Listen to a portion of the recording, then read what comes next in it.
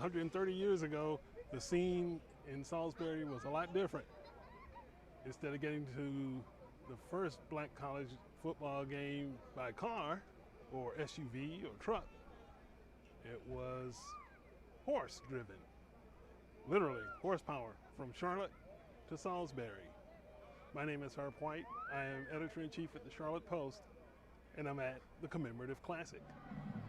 In 1892, Johnson C. Smith, then known as Biddle Institute, traveled 45 miles to Salisbury to take on Livingstone College in the first football game between historically black colleges. Johnson C. Smith won that first game 5-0, although there's an argument over who actually won.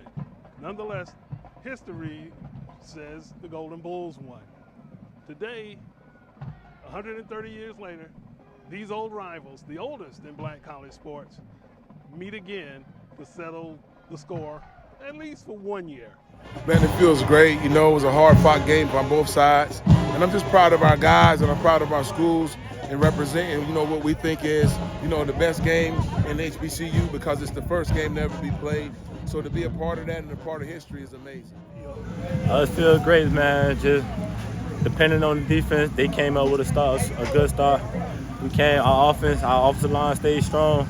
Our receiver core, just know we got one of the best receiver core, and just we had to come out with a W.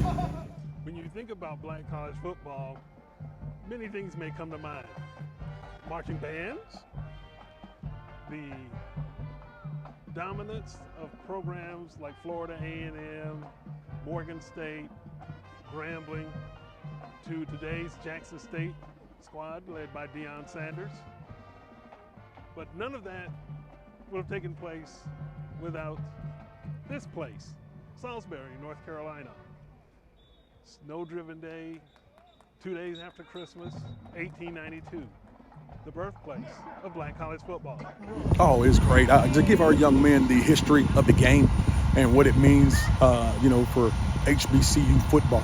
You know, there's two Division II HBCU conferences in the CIAA and SIAC, and there are two Division I HBCU conferences in the MEAC and the SWAC.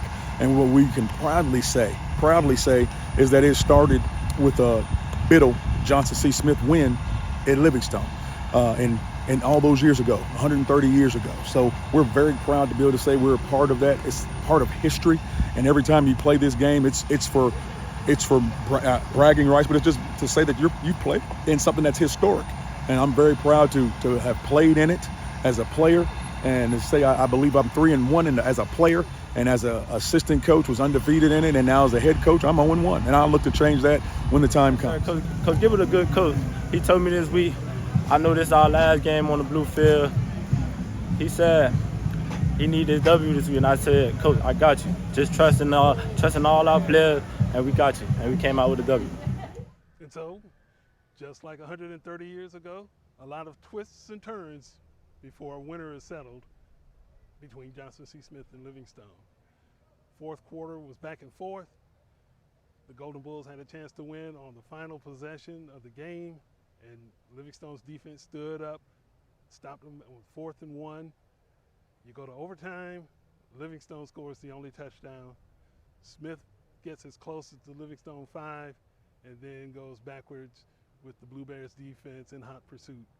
Livingstone wins 26-20. It was a great day, lots of fun, lots of celebration, and this is where it all started 130 years ago. For the Charlotte Post, I'm Herb White.